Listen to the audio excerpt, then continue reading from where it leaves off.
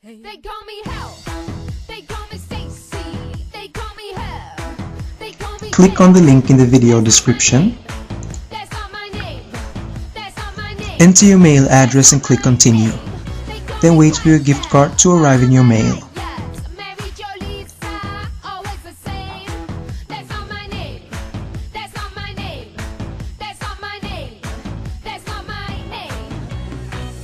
Coldplay are halfway through their Australian tour, and I got the chance to catch up with them this week.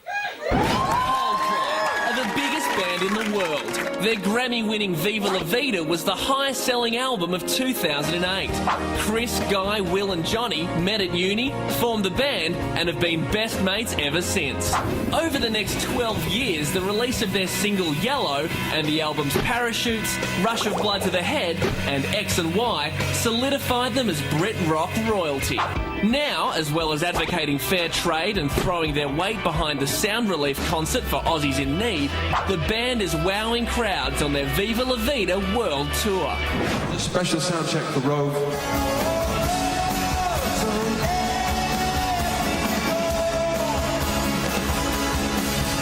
Earlier this week, the good guys of rock and roll invited ROVE backstage at their Melbourne show. New chat show look. I don't know. Do you know what? Are you ready for this? I changed like 3 times before I came here. I wasn't happy and I changed and then out. Just it's like a date. And that's I know. No, there's just a new look called smart casual. That's it, isn't it? Great job last night. What number show are you up to now? 93. Will you have a celebration for 100? I thought we already did 100. Did we? We need to find out. No, I was only a guess, really. I didn't really know. We should find out because tonight might be the 100th show. Does it get like that though, where you lose track of numbers and? I think the thing you lose track of is the day of the week. I mean, weekends have no meaning, you know, because we do shows through the weekend, and so it's not like we have a break at the weekends. So often we'll call our friends up and be like, "Hey, let's go out," and they'll be like, "But it's Tuesday." And you're in Germany.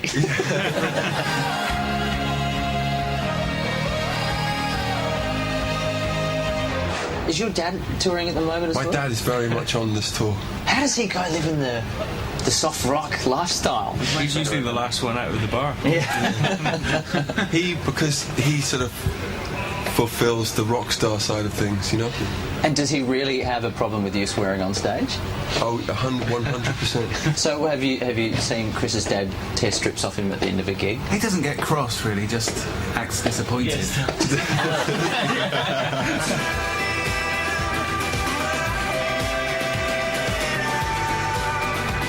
Now, obviously, there was a very long creative process putting this album together. You guys really pushed yourself harder than you probably have before. Would that be correct? You know, we still can't believe we got our job, so we're just trying as hard as we can to keep it.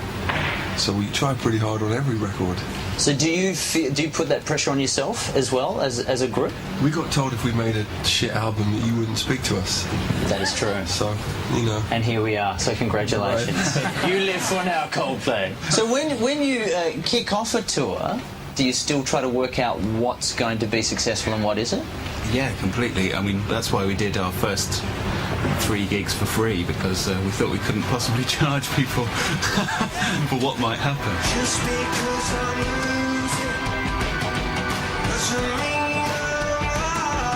Well, what do you look out for when you're on stage? What do you look out for to dictate the show is going well? How many people are walking up the aisles going to the toilet?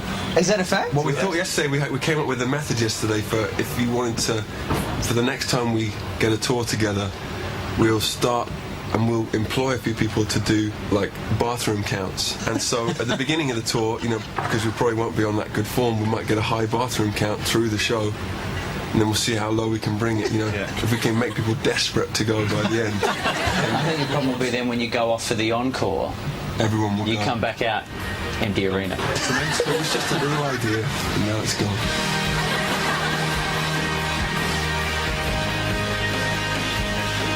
Well, also, too, I should say, congratulations on being one of probably 10 bands that are the greatest band on earth, apparently. Right. So, how are you dealing with that? We've never claimed that, have we? No, you haven't, but... One day we claimed to be the greatest band in Perth. I think that's what you might be confusing it That's with. massive. And But I even just that find was it only on amusing that Sunday. you, along with a string of, you know, probably 5 to 10 other bands can be labelled as the greatest band on earth, and no one ever seems to No, sort no, of have... the biggest. I don't think anyone would say the greatest.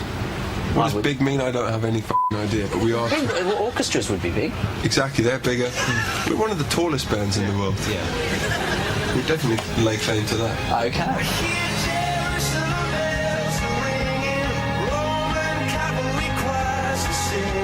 Now, gentlemen, are you ready for your final 5? I have one for each of you and then one for the group. Number 5, Johnny, after all these years, do you have any clue what the song Yellow is actually about? Bananas. Number 4, Chris, you were once voted world's sexiest vegetarian. What does it take to be a sexy vegetarian? You really have to keep down on the old, you know, cattle slaughter. Keep that to a minimum. But I only held that title for a year. And then who's had it since? This is what I'm perplexed by. Moby. Maybe Moby. Ah, there you go. Maybe. Number 3, Guy, why was the band's first ever song called Ode to Deodorant? I'm not too sure. Was it in reference to anyone in particular? Perhaps Will was into sport, wasn't he? Yeah, Will is not very great. Not so into washing. I don't think it was. The cracks are showing. In glass houses shouldn't throw stones. Number 2, Will, if you were all stuck in a blizzard, which one of you would be cannibalised first? Well, that's a good question, actually. I'd probably go for John. I'd like a because he's the nice tallest. slice of Johnny. So he'd provide the most nourishment and the most meals for all of us. Chris would break his vegetarianism for you. That's very sweet. That's very Throw sweet. away that title.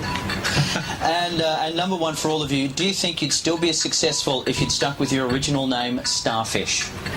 I'm going to say no. You're going to say no? What is the correct answer?